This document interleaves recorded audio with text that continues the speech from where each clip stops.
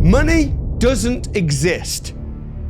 If you've got a £50 note in your hand, what actually is it worth? I can buy goods and services with it. But what really is it that you hold in your hand?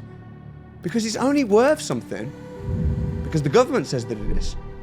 But the Bank of England, that's owned by the government, could decide tomorrow that there's a new £50 note. And suddenly the old one is utterly worthless. So the big question is, what is money? It's a tool that can be used for exchange, but the very thing that we work so hard to save up is gonna become completely extinct. Let's go back to the barter system. If you go back as far as we can find records of civilization, money didn't exist. If you wanted something, you'd have to trade it for something else. And this is called bartering. Go and collect water for me and I'll make you dinner. Or if you wanted someone to train your horses and you've got 10 horses, you say, hey, train my horses for me, please, for a year. And at the end of the year, you can have one of them. So you're bartering. And the barter system has a beautiful simplicity about it. But the problem comes, maybe you want someone to go and fetch water from the river, but they don't want you to cook them dinner because what they actually need is wood, which is where commodity money comes in. In the same way that different countries right now have different currencies, when we look back thousands of years, we see that different villages and different countries had different commodity money used for exchange. This is where a group of people would agree on a commodity, a common commodity that was generally accepted as money. So for example, chickens. This is a very common one. Chickens lay eggs and the eggs can be eaten. Chickens keep pests away by eating them. And ultimately, chickens can be eaten themselves. So chickens are a good common commodity that people can generally agree, we'll take that. Even if you don't need or want more chickens, you could take them just to purchase other goods and services with because chickens became money. Chickens served a new purpose altogether now. They were the new common commodity. We see commodity money even used today in many places across the world. Like in prisons, money can be cigarettes. This is used as a medium of exchange. They're in demand, hard to replace. You can't make cigarettes yourself. And even if you don't smoke, enough people do in order for cigarettes to be accepted as the medium of exchange.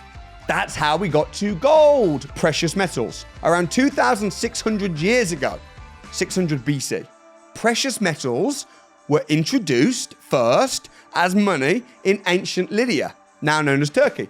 They previously, before that, used shells, but gold and silver were agreed to become the new money due to the fact that gold and silver are beautiful, dense, a lot rarer than shells and more durable than shells. It made sense to use this as the commodity. And ancient Lydia was known for its rich resources in gold and silver and became the very first civilization to use coined money, like gold coins. The idea quickly spread across the world. It first went to Greece, where various city-states began minting their own coins and became a very successful way for people to exchange goods and services. And whilst gold can't be broken per se, it can easily be melted and split into smaller units. And once popularized by Greece, many other countries came to the same concept, including Persia, China, India, each developing their own version of metal coins. Even today, gold coins are known as God's money, and they're very valuable today. And if you own gold 1,000 years ago, even to this day, it's held its value and it's kept up with inflation. Whereas all the other commodity monies, like we talked about, cows and grain and cattle, there's either expired or died or broken or just completely extinct. And down the line, 100 years today, the British pound is going to be extinct like cattle, dead. So the conclusion is, what is money? It's a medium of exchange, but the thing that we call money today is going to become extinct. This is their plan in the Great Reset. Your cash will become worthless. And many rich people to this day will become poor instantly when the government or the society just suddenly decides, actually, the British pound doesn't hold any value anymore. We don't use that anymore. Now everything's on blockchain. Now the government have got their and that's why it's important to prepare for the Great Reset that is coming. The first ever bank recorded was in ancient Babylon around 2000 BC. This was before money as we know it, and the common currency was grain. The purpose of this bank was to store people's grain and other precious items safely. Rich people, who were obviously not living hand to mouth, would store up so much money that it wasn't feasible or sensible to keep it at home in case of theft. Therefore, the first ever bank would look after it free of charge. The bank was started by a religious temple that was trusted in the community, and they were smart. All deposits made to the bank were written into a contract and ingrained into clay tablets to ensure safekeeping. The bank would then lend grain to other families that needed it for business and trade, of course with contracts, and most importantly, with interest. If 20 people each deposited 100 kilograms of grain, the bank was now storing 2,000 kilograms of grain.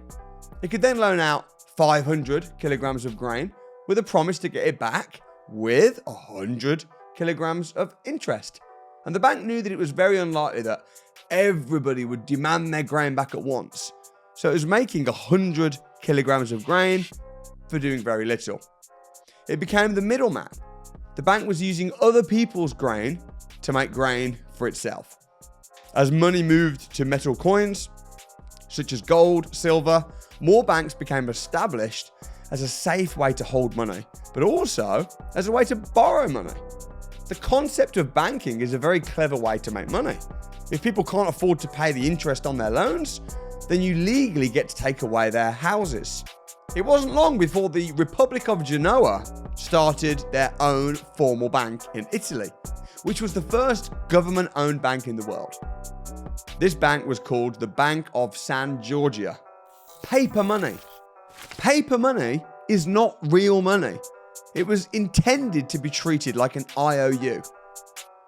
Instead of withdrawing your physical gold, you could withdraw paper notes instead.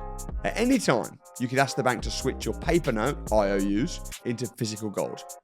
The maximum amount of IOUs, banknotes, you could physically withdraw would not exceed the amount you actually had in gold.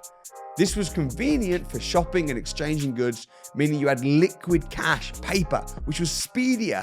It was a quicker process than weighing gold and making trips to the bank for day-to-day transactions. As time went on, people became comfortable using banknotes instead of trading physical gold, and confidence in paper money became stronger and stronger. The Great Banking Scam. Stockholm's bank realized that they could make interest from loaning out paper banknotes instead of having to loan out gold itself. Banknotes had somewhat replaced gold when they were intended to be an IOU. The bank could print as many banknotes as they pleased and began printing more cash than they actually had in gold reserves, on the assumption that not all the issued notes would be redeemed at once. Some outspoken members of the public began to question the value of the banknotes and whether they were even properly backed by gold. This led to many people quickly withdrawing their physical gold from the bank, but the bank couldn't cope with this and so began making it difficult to access the gold. This led to public outrage, and the general public lost trust in the bank and demanded their gold back at once, leaving the bank with no choice but to declare bankruptcy, and the paper notes became worthless overnight.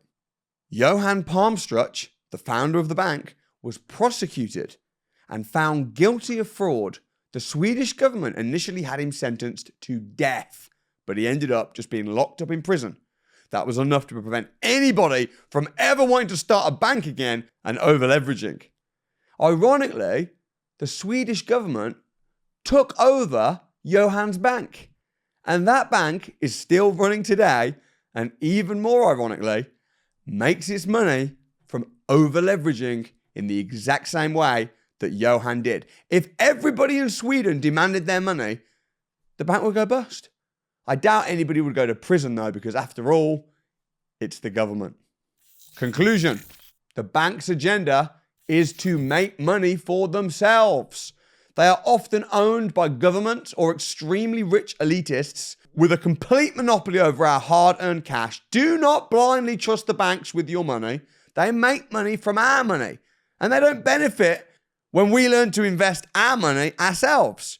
This is why the resounding message from the government and the banks is to work hard, save money, and store it safely in the bank. But beware, the Great Reset will mean that cash is worthless.